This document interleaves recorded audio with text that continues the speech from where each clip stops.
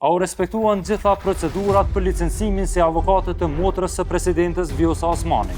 Sipas hulumtimit ton, ajo kur nuk e ka dorëzuar në Odën e Avokatëve deklaratën e papunësisë. Ja çka thuhet në përgjigjen e Agjencisë së Punësimit ndaj Blinera Osmanit. Që nga viti 2021, unë nuk kam qenë në marrëdhënie pune në kuptimin juridik të këtij termi.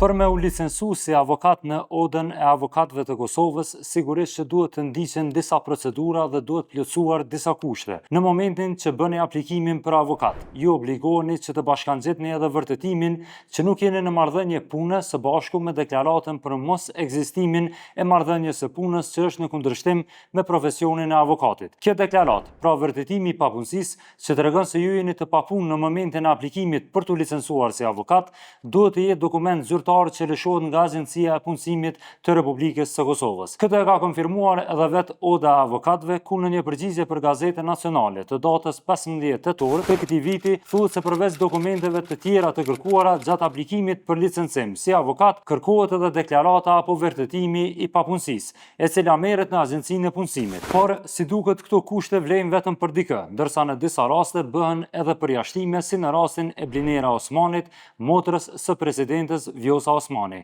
Emri i Blinera Osmanit ekziston në listën e avokatëve të licencuar të Odës së Avokatëve. Pra e njëjta ushtron profesionin e avokatës me licencë, por në bazë të hulumtimit të Gazetës Nacionale. E njëjta nuk i ka dorëzuar në Odën e Avokatëve asnjëherë deklaratën apo vërtetimin e papunësisë. Gazeta Nacionale ka kërkuar çastje në dokumente publike nga Agjencia e Punësimit, ku kemi siguruar kërkesën e Blinera Osmanit ndaj kësaj agjencie, për të pajisur me vërtetim për mos ekzistim të marrëdhënies së punës.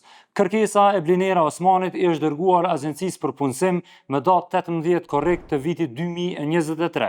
Me 21 korrekt të atij viti, Agjencia për Punësim i kishte kthyer përgjigje Blinera Osmanit duke i refuzuar kërkesën për pajisje me deklaratën e papunësisë, pasi që e njëjta, sipas vlerësimit të Zyrës së Punësimit në Prishtinë, është konstatuar se nuk është dhe nuk kishte qenë asnjëherë e regjistruar si e papunë apo që në mënyrë aktive ka kërkuar punë në Zyrën e Punësimit në Prishtinë. Prandaj edhe nuk mund t'i lëshojë deklarata e papunësisë. Përmes provave të gjeneruara nga sistemi i ARBK-s, është konstatuar se Blinera Osmani është pronare dhe përfaqësuese e autorizuar në 2 biznese, ndërsa në një biznes tjetër është përfaqësuese e autorizuar.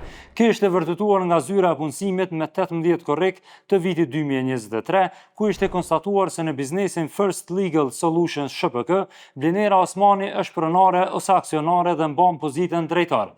Në biznesin Piraci U6 Dega në Kosovë, Blinera Osmani ishte konstatuar se mban pozitën agenti regjistruar, ndërsa në biznesin BO Legal Consulting SHPK, Blinera Osmani mbante pozitën e drejtorit menaxhues. Të 3 bizneset e përmendura, sipas konstatimit të Agjencisë së Punësimit, ishin aktive në momentin e verifikimit, ndërsa sipas regjistrit të siguruar nga ATK-ja, figuronte se Blinera Osmani ka pranuar pagë primare nga biznesi BO Legal Consulting që nga muaji janar i vitit 2022 deri në muajin qershor të vitit 2023. Si përfundim, kjo agjenci në bazë të ligjit për regjistrimin dhe ofrimin e shërbimeve për të papunët, punëkërkuesit dhe punëdhënësit, kishte ardhur në përfundim që Blinera Osmanit nuk mund t'i ofrojë deklarata e papunësisë. Gazeta Nacionale, pas përgjigjes së parë të marrë nga Oda e Avokatëve, ka kërkuar sqarime shtesë se si ishte mundsuar licencimi Blinera Osmanit si avokate pa e plotësuar dokumentacionin, pra pa letrën që të duhet e që nuk i ishte lëshuar kurrë, por të njëjtit nuk kanë kthyer përgjigje. Në anën tjetër, Blinera Osmani në një përgjigje për Gazetën Nacionale të datës 17 tetor të këtij viti ka mohuar të gjitha pretendimet, por që nuk e ka konfirmuar nëse e ka marrë ndonjëherë deklaratën e papunësisë nga Agjencia për Punësim apo jo. Më lejoni të theksoj se gjatë gjithë procesit të aplikimit për licencim si avokate, kam respektuar në mënyrë të plotë të gjitha kriteret dhe procedurat e përcaktuara nga legjislacioni në fuqi dhe nga rregulloret e Odës së Avokatëve të Kosovës. Që nga viti 2021, unë nuk kam qenë në marrëdhënie pune në kuptimin juridik të këtij termi, pra nuk kam pasur kontratë pune me asnjë punëdhënës. Në përputhje me këtë fakt, gjatë aplikimit tim kam paraqitur të gjitha dëshmitë përkatëse që provojnë mungesën e marrëdhënies së punës, siç kërkohet nga Oda dhe nga dispozitat e zbatueshme ligjore.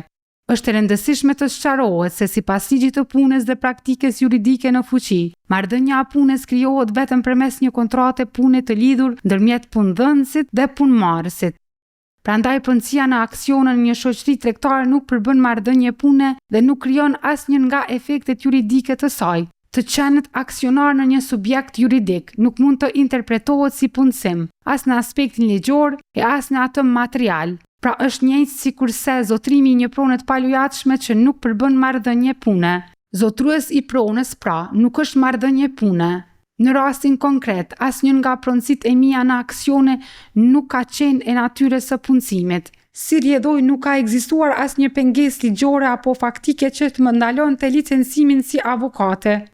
Komisioni për licencim pranë Odës së Avokatëve të Kosovës, pas shqyrtimit të plotë të dokumentacionit dhe verifikimeve përkatëse, ka aprovuar kërkesën time në përputhje të plotë me kriteret dhe normat ligjore në fuqi, çka dëshmon qartësisht korrektësinë dhe transparencën e procesit.